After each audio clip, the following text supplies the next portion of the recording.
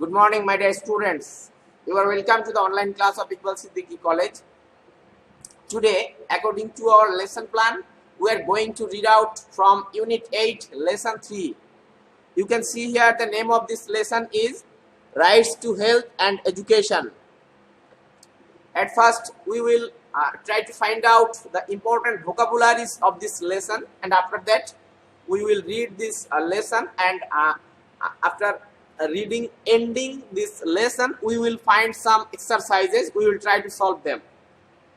Okay, dear students, here you can see traditionally I have discussed with you about the important vocabularies of every lesson. At first, you will find the important word and its Bangla meaning as well as its English meaning, and after that you will also find a synonym and antonym of that very word. At first যেটা রয়েছে দেখো extract এটার অর্থ হচ্ছে নির্যাস বা summary বা concise কোনো কিছুর সংক্ষিপ্ত গুরুত্বপূর্ণ অংশটা বা গুরুত্বপূর্ণ অংশ বিশেষ, তো এটাকে তুমি সামারি বলতে পারো। আবার এটার বাংলা অর্থ অন্য একটা সুন্দর বাংলা অর্থ রয়েছে, যেটা হচ্ছে যে কোনো গ্রন্থাদি বা লেখালেখি থেকে উদ্ধৃত যে অংশটা, হ্যাঁ, যে কোটেশন বলা যায় যেটাকে।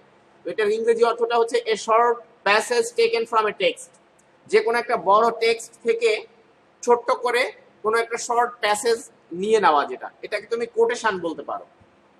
দেন ইউনিভার্সাল, এটার অর্থ হচ্ছে সার্বজনীন, relating to or done by all people or things in the world, relating to or done by all people or things in the world. এটার সিনোনিম জেনারেল, অ্যান্টোনিম পার্টিকুলার।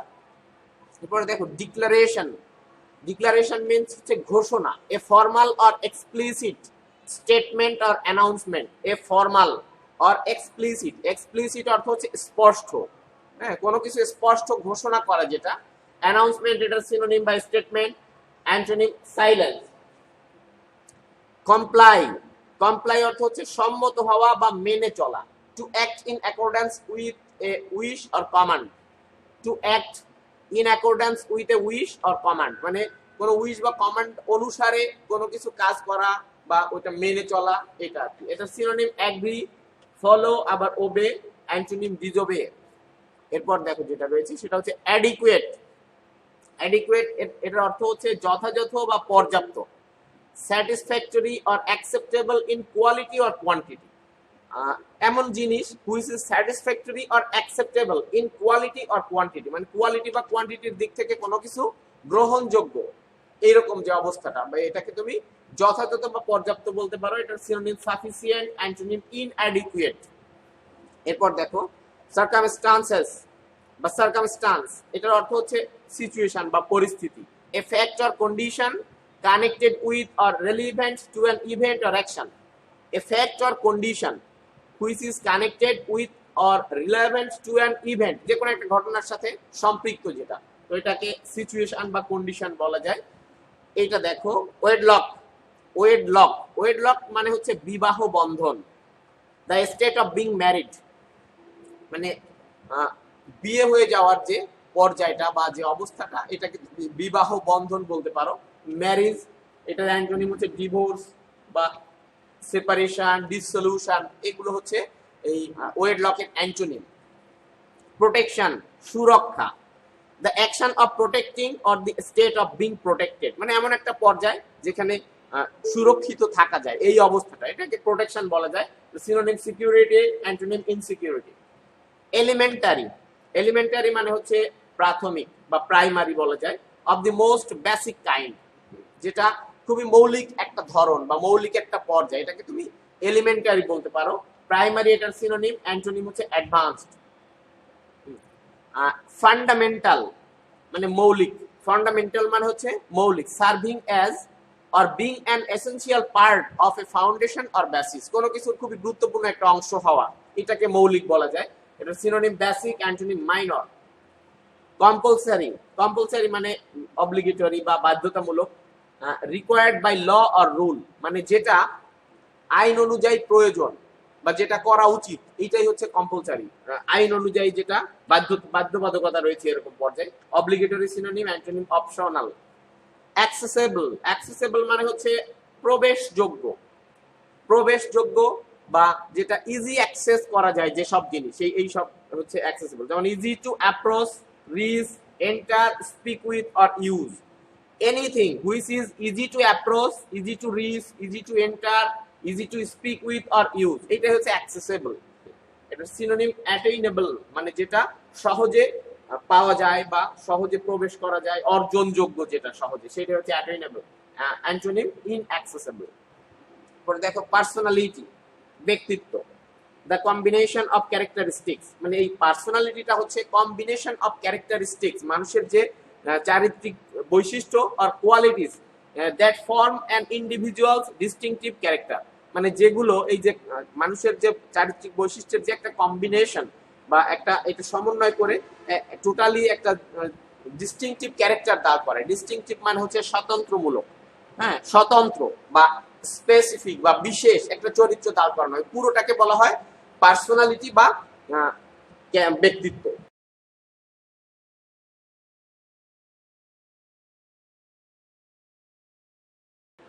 এটার সিনোনিম হচ্ছে আইডেন্টিটি বা character, antonym ইম্পার্সোনালিটি।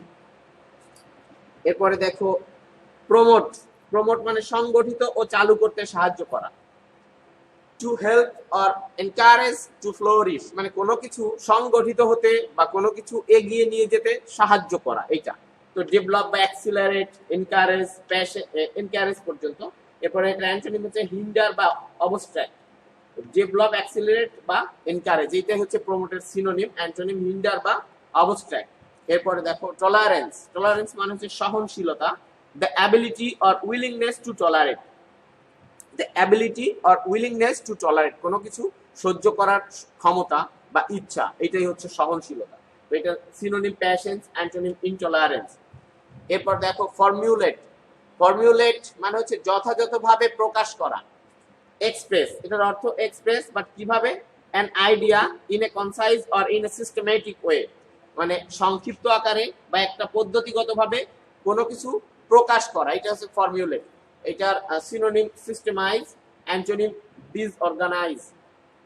এরপর রয়েছে দেখো যেটা এটাই last, সেটা হচ্ছে ইন্টেনশন। ইন্টেনশন মানে হচ্ছে অভিপ্রায় বা উদ্দেশ্য বা ইচ্ছা। Purpose or attitude toward the effect of one's actions or conduct. হ্যাঁ, পারপাস অর অ্যাটিটিউড কোনো উদ্দেশ্য বা মানুষের কোনো আচরণ, টুয়ার্ড কিসের প্রতি, the effect of one's action or conduct মানে যে কোনো আচরণের একটা রেজাল্টের প্রতি, যেটা এটা মানে ইন্টেনশন বলতে এক কথায় বোঝা যায় এটা ইচ্ছা বা ইচ্ছাকৃতভাবে কোনো কিছু করা। তো এখানে সিনোনিম এইম বা পারপাস, অ্যান্টোনিম ডিসকারেজমেন্ট নিরুৎসাহিত করা, এই ধরনের। তাহলে এই যে ভোকাবুলারি গুলো, এইগুলোর অর্থটা একটু মাথায় রাখতে হবে, তাহলে আমরা প্যাসেজটা ভালোভাবে বুঝতে পারবো। দেখ প্যাসেজটা আমরা পড়া শুরু করি। দেখ lesson 3 rights to health and education. Rights to health and education means, তোমরা জানো যে আমাদের এই ইউনিটটার নাম ইউনিট 8, এই ইউনিটটার নাম ছিল হিউম্যান রাইটস। হিউম্যান রাইটস মানবাধিকার। তো এই হিউম্যান রাইটস এর লেসন 3 যেটা এখানে আলোচনা করা হচ্ছে আজকে, যে rights to health and education মানুষের স্বাস্থ্য এবং শিক্ষার প্রতি বা স্বাস্থ্য এবং শিক্ষা বিষয়ক যেসব অধিকার মানুষের ভোগ করার কথা বা মানুষ ভোগ করবে, এটাই আমাদের আজকের লেসনের আলোচ্য বিষয়। তো দেখো এখানে ওয়ার্ম আপ অ্যাক্টিভিটি যেটা রয়েছে সেটা হচ্ছে যে discuss in small groups what each of you think the term human rights means. তোমাদের ভিতরে এক ছোট ছোট গ্রুপ করে করে তোমরা একটু আলোচনা করো, what do you mean or what do you think about the term human rights. Human rights দ্বারা তুমি কি বোঝো বা এই টার্মটা দিয়ে তুমি কি বোঝো, এটা নিজেদের মধ্যে স্মল গ্রুপ করে বা তোমরা একটু এই বিষয়টা নিয়ে কথা বলো। What do you mean by or what do you think with the term human rights, see in the points you come up. তারপরে দেখো তুমি যে পয়েন্টস গুলো বের করলে তোমার মতে হিউম্যান রাইটস কি কি বা কেমন, এটা তোমরা আলোচনার মাধ্যমে যে বিষয়গুলো বের করলে বা যে পয়েন্টগুলো বের করলে, তারপরে এটা with a similar to the ones described in the text below. তারপরে আমাদের এই টেক্সটে যে আলোচনাগুলো করা হয়েছে তার সাথে তুমি এটা সিমিলারিটি পাও কিনা এটা একটু বের করো। তো আমরা এই যে হিউম্যান রাইটস সম্পর্কে নেক্সট পেজে 2-3টা ডেফিনেশন আর ধারণা এটা একটু দেখবো, এটা তোমাদের পক্ষ থেকে বা তোমরা এটার সাথে একমত হও কিনা একটু দেখো, আমি দেখাচ্ছি। তারপরে যেটা রয়েছে দেখো, the following text has extracts. এই যে এক্সট্রাক্টস মানে এই যে টেক্সটটা এখানে কিছু এক্সট্রাক্টস রয়েছে। এক্সট্রাক্টস বলতে এই যে হিউম্যান রাইটস সম্পর্কে যে হিউম্যান জাতিসংঘে বা আমাদের মানুষের সারা বিশ্বের মানুষের জীবন প্রণালী প্রবাহিত করার জন্য যে মানবাধিকারটা লিপিবদ্ধ করা আছে, তো সেখান থেকে কিছু শর্ট মেসেজ বা কিছু প্যাসেজ আকারে এখানে দেওয়া হয়েছে। ওই যে এক্সট্রাক্ট যেটা বলা হলো, এক্সট্রাক্ট মানে হচ্ছে গ্রন্থাদি থেকে উদ্ধৃত অংশ। তো হিউম্যান রাইটস এর যে বেসিক যে শীট রয়েছে বা যে সারা বিশ্বের মানুষের জন্য যে হিউম্যান রাইটস এর একটা কি বলা যায়, এটা যে লিপিবদ্ধ রয়েছে যেখানে যে গ্রন্থে, সেখান থেকে এক্সট্রাক্ট বা এক্সট্রাক্টেড কিছু অংশ নিয়ে আমরা এখানে আলোচনা করব বা পাবো। ফ্রম দ্য ইউনিভার্সাল ডিক্লারেশন, যেটা সার্বজনীন ঘোষণা মানে হিউম্যান রাইটস সম্পর্কে, অফ হিউম্যান রাইটস অ্যান্ড আর অ্যাবাউট হেলথ অ্যান্ড এডুকেশন, মানে universal declaration of human rights about the health and education, মানে স্বাস্থ্য এবং শিক্ষা সম্পর্কে যে সার্বজনীন ঘোষণা রয়েছে হিউম্যান রাইটস এর, তার কিছু extract we are going to read, আমরা এটা পেতে যাচ্ছি বা পড়তে যাচ্ছি। তারপর দেখো রিড দেম, এগুলো তাহলে পড়ো বলা হচ্ছে, and say whether your country has been able to comply with this declaration. তারপরে মানে ওই universal declaration of human rights about health and education, এটা পড়ার পরে এটার কিছু এক্সট্রাক্ট এখানে দেওয়া হয়েছে। তো দেন কি বলছে যে whether your country has been able to comply with this declaration, তারপরে তুমি একটু মিলাও বা মিলিয়ে দেখো, মানে ওই যে ডিক্লারেশন গুলো থেকে এক্সট্রাক্টেড অংশ এখানে রয়েছে ওইটা আমাদের দেশে অ্যাপ্লাই করা সম্ভব কিনা, বা আমাদের দেশে এই বিষয়টার সাথে এটা কমপ্লাই বা সম্মত হওয়া যায় কিনা, এই হিউম্যান রাইটস গুলো আমাদের দেশে প্র্যাকটিস করা যায় কিনা। তো এখানে দেখো, এখানে আর্টিকেল 25 এখানে একটা ডিক্লারেশনের এক্সট্রাক্টেড অংশ রয়েছে ইউনিভার্সাল ডিক্লারেশনের। তারপরে এইটার শেষে তোমাকে একটা কাজ করতে বলছে, সেটা হচ্ছে ইউর অপিনিয়ন, মানে তুমি এই এক্সট্রাক্টেড অংশটা পড়ার পরে তুমি কি মনে করো, তোমার দেশে কি এটা অ্যাপ্লাই করা সম্ভব। তারপরে আবার আর্টিকেল 26 আবার আরো দুইটা পয়েন্ট রয়েছে universal declaration of human rights about health and education সম্পর্কে। এটা পড়ার পরে আবার তোমাকে বলবে যে এরকম তোমার মতামত কি। তাহলে এটা আমরা একটু পড়তে যাচ্ছি, তার আগে আমরা এখানে হিউম্যান রাইটস সম্পর্কে একটু দেখে আসি। এই যে দেখো, এখানে দেখো হিউম্যান রাইটস সম্পর্কে কয়েকটা ডেফিনিশন, যেমন human rights refer to the basic needs, human rights refer to the basic needs and some other rights as a citizen of a country or a member of the human race. তাহলে এখানে human rights বলতে বোঝানো হচ্ছে সেই সব প্রয়োজনীয়তাকে, মানুষের সেই সব মৌলিক চাহিদাকে বোঝানো হচ্ছে, অ্যান্ড সাম আদার রাইটস, এবং কিছু অন্যান্য অধিকারকে বোঝানো হচ্ছে, as a citizen of a country, মানে একটা দেশের নাগরিক হিসেবে মানুষের যেগুলো প্রয়োজন, or member of the human race, অথবা মানব সম্প্রদায়ের একজন সদস্য হওয়ার ফলে মানুষের যেসব মৌলিক চাহিদা এবং অন্যান্য অধিকার প্রয়োজন, এটাকে বোঝাচ্ছে হিউম্যান রাইটস বলা হচ্ছে। তাহলে কি, basic needs of human being or some other rights as a citizen which every human or every individual should enjoy. তো এটা আমরা পরের এখানে পাচ্ছি, দেখো human rights mean the rights that a person should enjoy as a human being, মানে human rights হচ্ছে সেইগুলো, মানব অধিকার বলতে আমরা সেইগুলোকেই বুঝছি, বা মানব অধিকার অর্থ সেই অধিকারগুলো that a person should enjoy as a human being, একজন মানুষ হিসেবে যে অধিকারগুলো একজন মানুষের ভোগ করা উচিত বা উপভোগ করা উচিত, মানুষ হিসেবে একজন মানুষের যেসব অধিকার পাওয়ার কথা ওগুলাই তুমি হিউম্যান রাইটস হিসেবে ধরে নাও। তারপরে দেখো আরো একটা ডেফিনিশন, সেটা হচ্ছে human rights mean the rights, human rights অর্থ বোঝাচ্ছে যে সেই সব অধিকার সমূহকে that ensure a free but duty bound life, যেটা মানুষকে নিশ্চিত করবে, এনশিওর মানে হচ্ছে নিশ্চিত করা, এ ফ্রি মানে একটা মুক্ত জীবন যাপন করতে মানুষকে প্রমোট করবে, বাট ডিউটি বাউন্ড লাইফ মুক্ত কিন্তু দায়িত্ব কর্তব্য সমৃদ্ধ, মানে দায়িত্ব কর্তব্য থাকতে হবে, এইটাই হচ্ছে হিউম্যান রাইটস। এরপরে যেটা দেখো, তোমাদের ওখানে আমি প্রথমে আর্টিকেল 25 পড়ার পরে যে ওপিনিয়নটা, ওটা এখানে এসে আবার একটু দেখতে হবে, এইটা সেই ওপিনিয়ন। এরপরে আরেকটা যেটা মানে আমাদের দেশে ওই নিয়মগুলো অ্যাপ্লাই করা সম্ভব কিনা, এরপরে আর্টিকেল 26 পড়ার পরে ওইখানে যে ওপিনিয়নটা সেটা এখানে আমরা এখানে এসে একটু পড়ে যাব। আর এটার উপরে যেটা দেখতে পাচ্ছ এটা হচ্ছে আমাদের ওই প্রথম পেজের যে টেক্সট, তার পরের অংশ এটা। হ্যাঁ, এরপরে আবার এখানে তোমাকে একটা অ্যাক্টিভিটিস দিয়েছে বা তোমাকে এই কাজটা করতে বলছে, এটা আমরা একটু পড়ে আসি তারপরে দেখি। ওকে, article 25, everyone has the right to a standard of living adequate for the health and well-being of oneself। আমরা একটু একটু করে এটা দেখি, সেটা হচ্ছে যে দেখো, everyone has the right to a standard of living, প্রত্যেকের স্ট্যান্ডার্ড অফ লিভিং বলতে মানসম্মত জীবনযাপন, হ্যাঁ, বা জীবনযাত্রার একটা স্ট্যান্ডার্ড ওয়ে, এইটা মানে এইরকম একটা জীবন যাপন করার অধিকার প্রত্যেকেরই আছে। Adequate for the health and wellbeing of oneself. Adequate মানে হচ্ছে যেটা পর্যাপ্ত থাকতে হবে, কিসে? For the health and wellbeing, মানুষের স্বাস্থ্যগতভাবে, বা ওয়েলবিং মানুষের ভালোর জন্য, মানে অফ অনসেলফ, যে কোনো মানুষের স্বাস্থ্য এবং একটা ভালো জীবনযাপনের জন্য সবকিছু পর্যাপ্ত পাবে সে, এরকম একটা সুস্থ জীবনযাপনের অধিকার সবার রয়েছে। অ্যান্ড অনস ফ্যামিলি, এবং প্রত্যেকের পরিবারের এটা রয়েছে। এটা হচ্ছে মানবাধিকারের একদম এখানে এই পয়েন্টে প্রথম কথাটা বলা হচ্ছে এরকম যে প্রত্যেকটা মানুষের একটা স্ট্যান্ডার্ড লাইফ লিড করার অধিকার রয়েছে, তার নিজেকে এবং তার পরিবারকে সাথে নিয়ে স্বাস্থ্যসম্মত একটা স্ট্যান্ডার্ড জীবন যাপন করার অধিকার রয়েছে। তার মধ্যে কি কি থাকবে দেখো, সেই স্বাস্থ্যসম্মত জীবন যাপনের মধ্যে থাকবে ইনক্লুডিং ফুড, ক্লথিং মানে খাদ্য, বস্ত্র, বাসস্থান, এটা হাউজিং, অ্যান্ড মেডিকেল কেয়ার, চিকিৎসা থাকবে, অ্যান্ড নেসেসারি সোশ্যাল সার্ভিসেস, এবং তার প্রয়োজনীয় যে সামাজিক সেবা সমূহ সেগুলো সে ভোগ করবে। এটা ভোগ করার অধিকার প্রত্যেকটা মানুষের রয়েছে। এরপরে দেখো, and the right two security, এবং তার নিরাপত্তার অধিকার রয়েছে, সে নিরাপত্তা পাবে।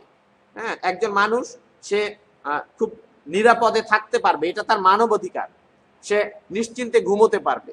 হ্যাঁ, তো in the event of unemployment, এমনকি এটা বেকারত্বের সময়ও, in the event of unemployment, সে যদি বেকার হয় তারপরেও দেখো। এরপরে সিকনেস, অসুস্থতা, ডিসএবিলিটি, অক্ষমতা, উইডোহুড মানে বৈধব্য, মানে বিধবা যারা আছে তাদের ক্ষেত্রেও, ওল্ড এজ, বার্ধক্য, আর আদার ল্যাক অফ লিভলিহুড, এবং মানুষের জীবনযাত্রায় অন্যান্য যেসব অসুবিধা রয়েছে, ল্যাক অফ বলতে এখানে অসুবিধা বা এই ধরনের বিষয়কে ইন্ডিকেট করা হচ্ছে, যে এই বেকারত্ব, অসুস্থতা, অক্ষমতা, বৈধব্য, বার্ধক্য, or other lack of livelihood in circumstances beyond one's control, যেগুলো মানুষের in circumstances beyond one's control, মানুষের নিয়ন্ত্রণের বাইরে।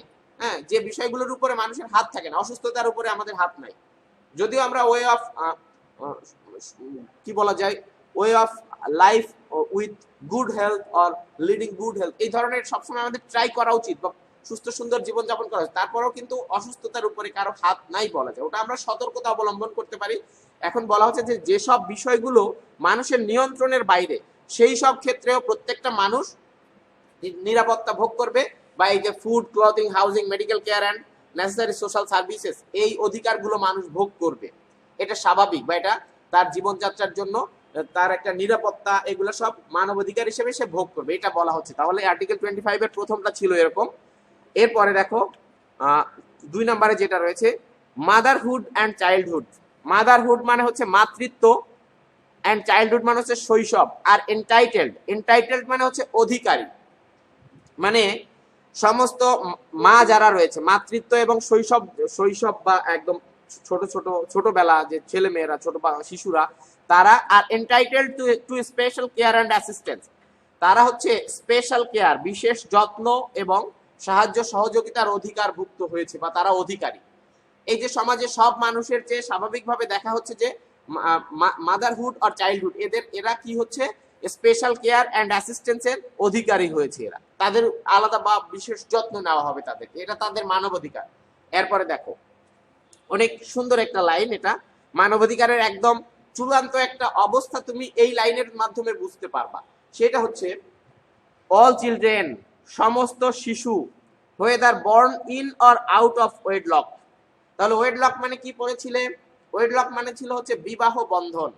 তাহলে এখন বলা হচ্ছে অল চিলড্রেন, সমস্ত শিশুরাই, whether born মানে যে জন্মগ্রহণ করবে, ইন অর আউট অফ ওয়েডলক মানে বিবাহ বন্ধনের ভিতরে বা বাইরে, shall enjoy the same social protection, তারাও ভোগ করবে একদম সেম সোশ্যাল প্রোটেকশন, এক সমান সামাজিক অধিকার ভোগ করবে।